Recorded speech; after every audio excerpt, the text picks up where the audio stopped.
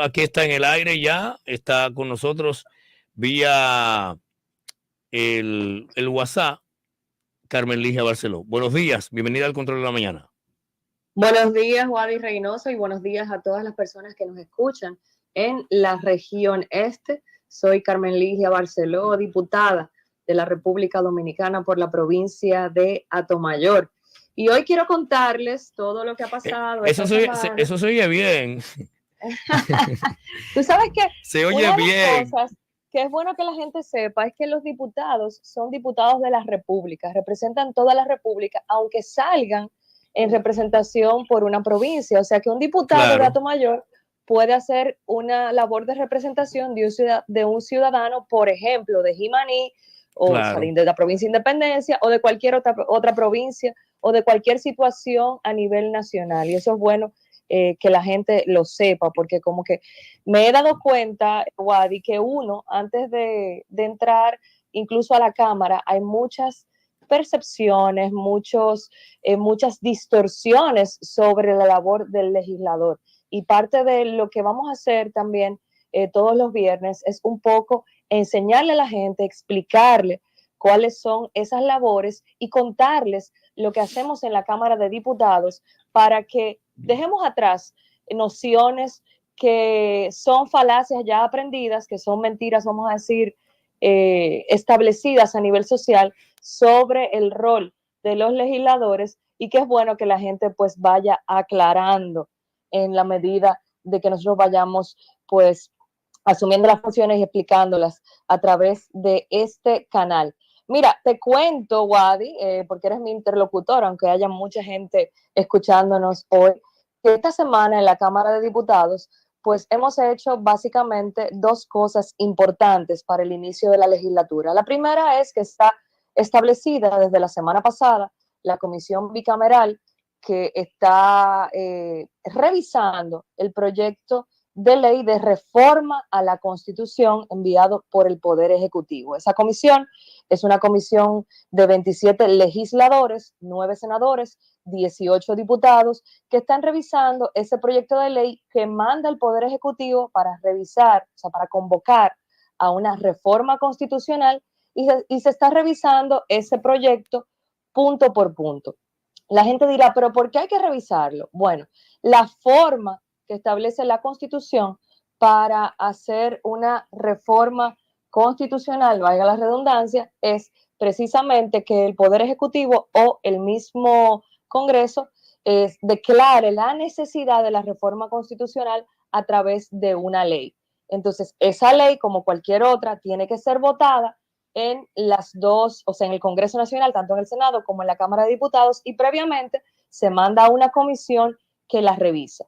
Hay algunos expertos constitucionalistas que dicen que una vez esa ley es aprobada y va a la Asamblea Nacional, o sea, se convoca a la Asamblea Nacional, solamente se pueden revisar los puntos de la Constitución que establece esa ley que creó la necesidad. O sea, por ejemplo, si en esta ley establece que se va a revisar el artículo 167 y el artículo 169 y no está incluido el 168, dicen algunos constitucionalistas que el 168 no podría revisarse.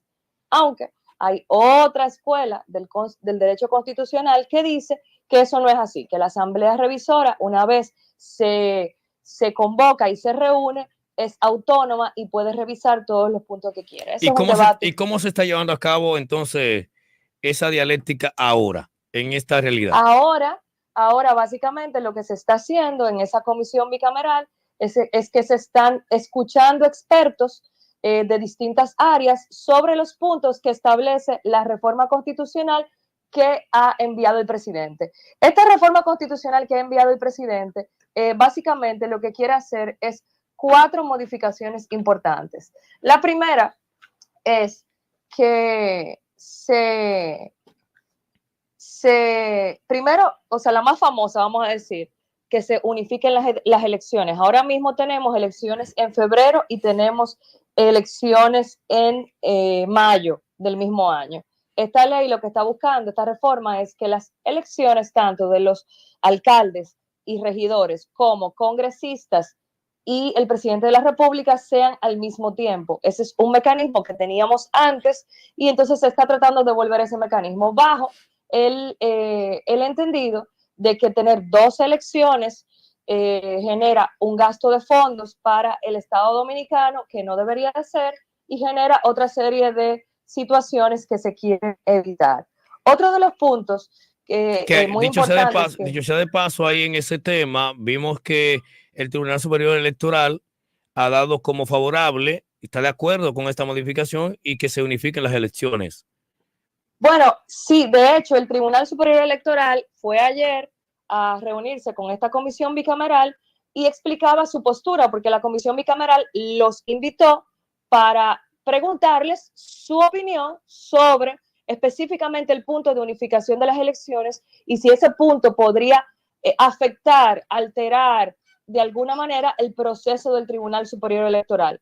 El tribunal, como tribunal, se pronunció ayer en una conversación muy amplia sobre el tema, donde básicamente lo que dice es que a nivel procedimental, el hecho de unificar las elecciones no afecta al tribunal, que puede, por el contrario, beneficiarlo porque hay una situación que se produce cuando el Tribunal Superior Electoral recibe los casos de reclamo de las elecciones de febrero y tiene que despacharla en un tiempo récord para que no se acumulen hasta mayo.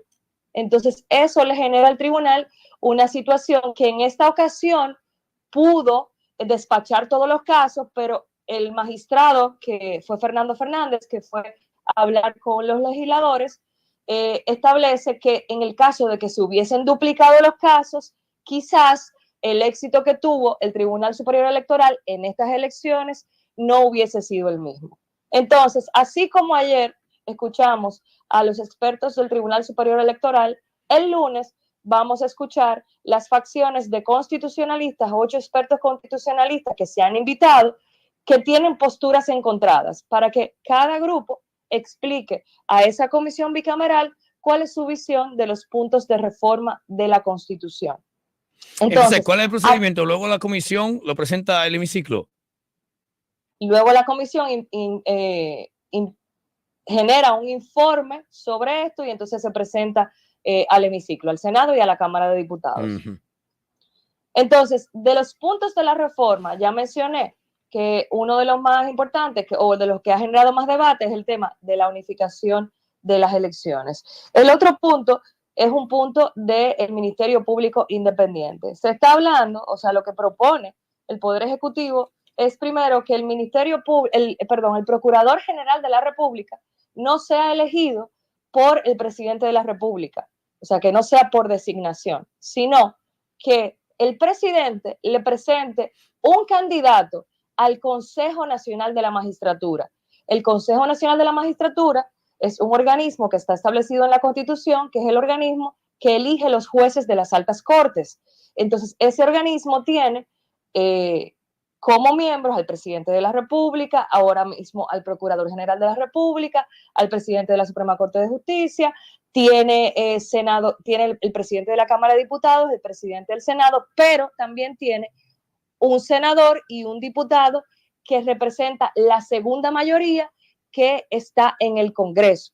Entonces, ese es un organismo que tiene cierto balance. Entonces, el presidente lo que dice es, quitemos esa atribución al presidente de la República de nombrar al procurador y vamos a dárselo al Consejo Nacional de la Magistratura, que es un organismo colegiado donde se pueden vertir opiniones y bajo una serie de criterios que se establecen para el Procurador General de la República, que son los mismos que para los jueces de la Suprema Corte de Justicia, los mismos requisitos.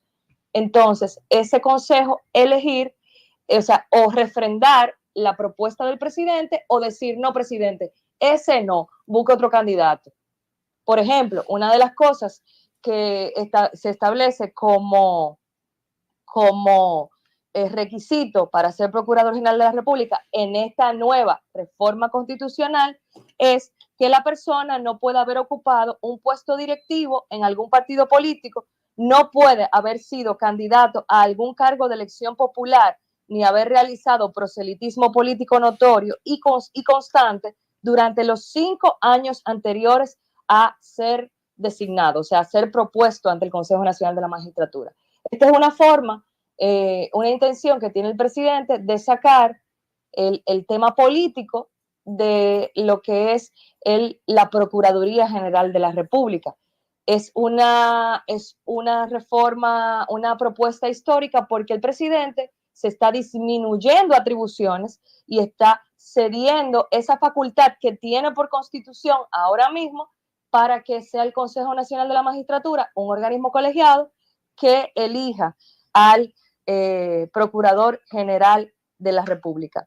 Otro tema también que se está haciendo es el tema de lo que se conoce ahora mismo como el procurador, ay Dios, se me perdió el término ahora mismo, procurador general administrativo. El procurador general administrativo es el abogado del Estado que está defendiendo al Estado ante las situaciones en las altas cortes. Pero ¿Esta es una nueva figura o una modificación a lo que ya existe? Mira, es una figura que existe y lo que se está es modificando el nombre. Se plantea ponerle abogado general de la administración pública. ¿Por qué? Porque normalmente lo que se hace ahora mismo es que se llama procurador general administrativo, pero cuando tú oyes la palabra procurador, sí, se puede confundir. Que es un fiscal,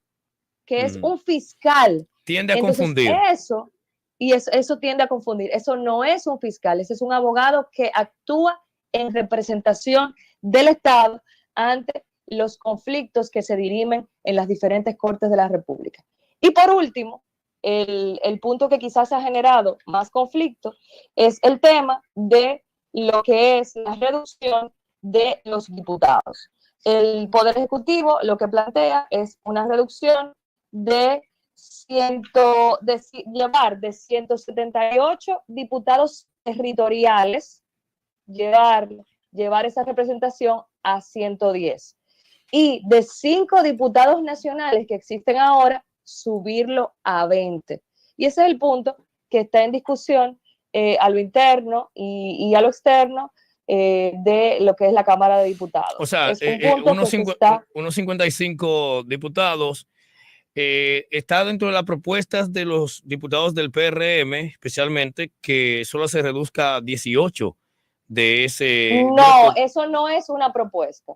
Esas son conversaciones que se han ventilado de dentro de la Cámara de Diputados. No hay propuesta ya formal. Todavía no hay ninguna propuesta. Se están discutiendo varias fórmulas para ver cuál es el número que se debe de reducir para proteger la representación territorial en todo el país de lo que es la representación dentro de la Cámara de Diputados, y se están viendo varias propuestas, pero todavía eso no se puede hablar de un número. O sea, yo no puedo hablar de un número, pero porque eso no se ha... Sí ha sido un tema de opiniones encontradas, precisamente porque afecta a los diputados. Y entonces... Es un tema de opiniones encontradas, pero mira, es un tema de opiniones encontradas que es normal. Tú le estás pidiendo a un organismo que básicamente se reduzca a sí mismo, y eso es algo que a todo ser humano se le hace difícil. Va a crear resistencia. Sí, se van a resistir. Claro. Eso es como cuando tú hablas de que vamos a suprimir tal ministerio, igual creas resistencia, y es normal. Cuando hay un orden establecido de una manera y tú planteas un cambio, siempre va a encontrar resistencia, pero se están discutiendo las posibilidades para tener un acuerdo dentro de la misma Cámara de Diputados. Pero y eso. Hay un punto que lo enarbola la oposición y otros sectores de la vida nacional, y es que le han hecho una crítica a esta reducción, porque por un lado se está reduciendo los diputados que son electos para entonces favorecer a los diputados nacionales y llevarlo a 20 que son, aunque son también igual diputados, pero son colocados o son por negociaciones de partidos o está fuera del alcance de de las votaciones de la gente, de que yo voté por Carmeligia, o yo voté por Puchito, o yo voté por fulano, y entonces ese tipo de cosas es lo que le han criticado, porque me está quitando lo que es el que eligió el pueblo por uno que van a poner los partidos y elevándolo a 20 en esta propuesta. ¿Qué opina? Sí, eso ha sido un punto encontrado, pero para que la población entienda, hay que primero ir a la parte fundamental de lo que es un diputado nacional. La intención, o sea, y desde el punto de vista académico y teórico, la intención de tener diputaciones nacionales es tú garantizar un puesto en el Congreso Nacional a un dirigente o académico o persona relevante que milite en algún partido minoritario que de otra manera no va a salir electo, porque los partidos minoritarios tienen ciertas limitaciones dentro del sistema electoral en el que vivimos, por fondos, por penetración, por afiliación partidaria. Entonces, esa es la intención de las diputaciones nacionales. De hecho, ahí se ha hablado de varios diputados en la Cámara que son de los más productivos, que son de los que partidos emergentes, partidos pequeños. Sí, de los que defienden temas que mucha gente quizás en los partidos mayoritarios no lo hacen, y que hacen una gran labor como legisladores, y son personas que han llegado a través de una diputación nacional. O te pongo el otro ejemplo. Por ejemplo, en la pasada contienda electoral, un diputado muy conocido, que es José Horacio, de aquí de la zona de la capital, que hizo una gran labor legislativa, que tocó muchos temas sensibles, por el tipo de elección que tuvimos, no fue elegido. Entonces, la figura de la Diputación Nacional está reservada para casos así, para situaciones en las que tú tienes una persona que puede ser un gran legislador y que de otra manera no saldría. Entonces, en el caso de la propuesta del presidente de la República de reforma constitucional, él propone que sean 20. Ese número se está discutiendo en la Cámara de Diputados, así mismo como se va a presentar. Actualmente son 5. Actualmente son 5, sí. Perfecto. Entonces, ese número se está discutiendo también como parte de la propuesta de la Cámara de Diputados, para determinar un número que sea apropiado, que se resguarde esa función, pero que también se respete la elección electoral directa, que es territorial, que es una representación territorial. Entonces, una de las cosas más importantes que quizás le genera al presidente más interés, es el hecho de incluir en la cláusula pétrea que el presidente de la República, o sea, que la elección del presidente de la República no pueda ser cambiada. El tipo de elección, ¿a qué me refiero? Actualmente, en la Constitución se establece que el presidente de la República y el vicepresidente puede ser reelecto por 2 periodos seguidos y nunca más. Pero el presidente lo que quiere es asegurar, incluyendo en una cláusula pétrea, que es una cláusula que teóricamente no se puede cambiar en la Constitución, que si hay otra reforma constitucional, ese punto no pueda ser discutido más. Pero que ese punto no pueda ser cambiado. Dicen algunos expertos en la materia, también constitucionalistas, que no existe esa posibilidad de que no se pueda cambiar ningún punto de la Constitución. O sea, que esa cláusula, aunque se está viendo así, pero que en discusiones futuras podría incluso modificarse, porque la Constitución no establece que no se pueden modificar ningún artículo que pueda permanecer para siempre. Sí, hay teorías, hay posiciones encontradas al respecto, pero hay cláusulas pétreas que han sobrevivido desde los tiempos de la República, por ejemplo, que el gobierno tiene que ser republicano, de libre elección, etcétera. Son cosas que hay un consenso social de que no se pueden cambiar. Al final, cualquier ley o la misma Constitución es un documento jurídico de consenso social, donde todos nos comprometemos a través, usted le delega su representación a Carmeligia, a Puchito, a Cristóbal, para que vayan al Congreso a votar en nombre suyo. eso es lo que usted nos delega cuando usted vota por nosotros, que nosotros vayamos al Congreso a votar las leyes en nombre suyo. Entonces, los legisladores votan por una modificación de la Constitución o una modificación de la ley en nombre suyo, y eso es un consenso social de que todos vamos a respetar lo que se establece en esa ley y en ese régimen. Bien, entonces, bueno, hemos tenido hoy una cátedra para que la gente tenga un conocimiento más detallado, más llano de lo que está pasando ahí en el Congreso. El ambiente, finalmente, Carmelis, el ambiente, el PRM tiene mayoría, ustedes son mayoría, tiene las comisiones, pero lo que sugiere la oposición es que como tienen mayoría, es una mayoría aplastante, una mayoría que va o sí a aprobar lo que dice el presidente, y como es el partido oficialista, eso se va así. ¿Cómo es el ambiente actualmente? Tú que estás en esa comisión y que estás viendo esta nueva etapa del Congreso. Pero sí, o sea, esa teoría, esa afirmación se cae por sí misma, porque en realidad el hecho de estar en una comisión bicameral, de estar escuchando las posiciones a favor y en contra,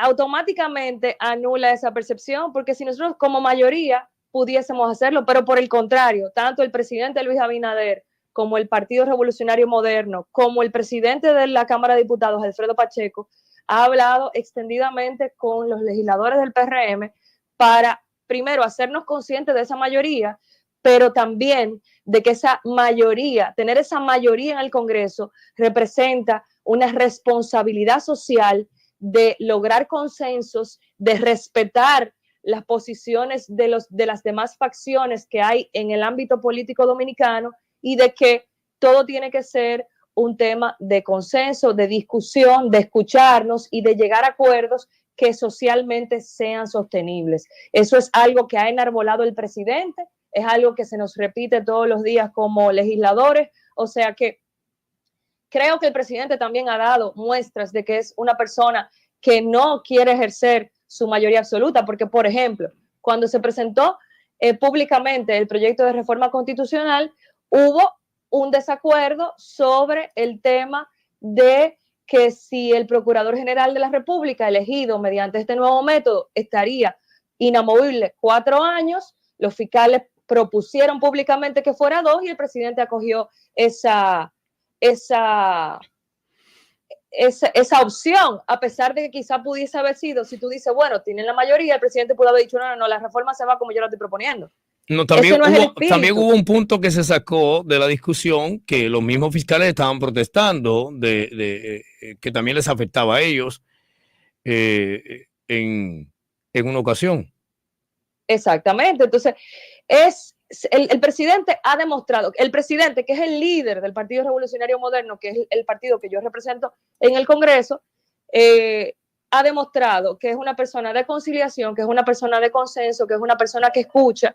Entonces, en definitiva, nosotros como legisladores, pues estamos llevando ese espíritu a las discusiones en todo el sentido de la palabra, tanto para la reforma como para cualquier otra iniciativa legal que se presente, porque eso es lo que nos está pidiendo el mismo partido.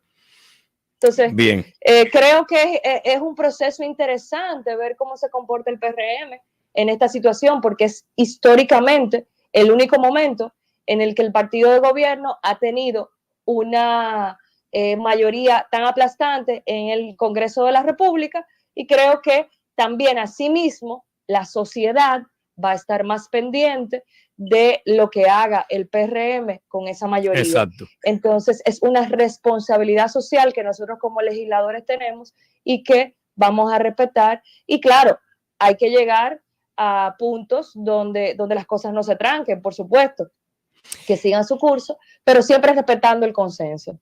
Bueno, Carmen, hemos tenido un conversatorio donde hemos aclarado algunos puntos, y ya para el próximo viernes me imagino que ya hay otros temas, ya se ha profundizado, ya se ha con varias entrevistas y ya se va a tener otro tipo de resultados de esta comisión y que podamos tener también otra conversación en torno a este tema.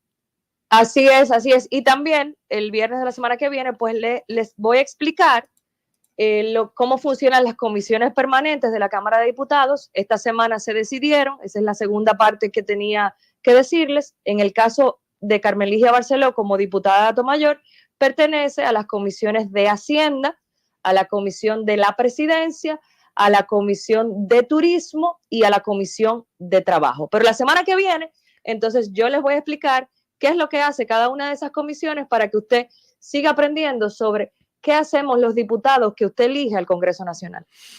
Muy bien, gracias Carmeligia Barceló, diputada de la República Dominicana por Atomayor, y que ha tenido este segmento que inició sin ser diputada y ahora entonces en esta nueva faceta lo está desempeñando. Vamos al corte y nos vemos el próximo viernes, Carmen. Un abrazo.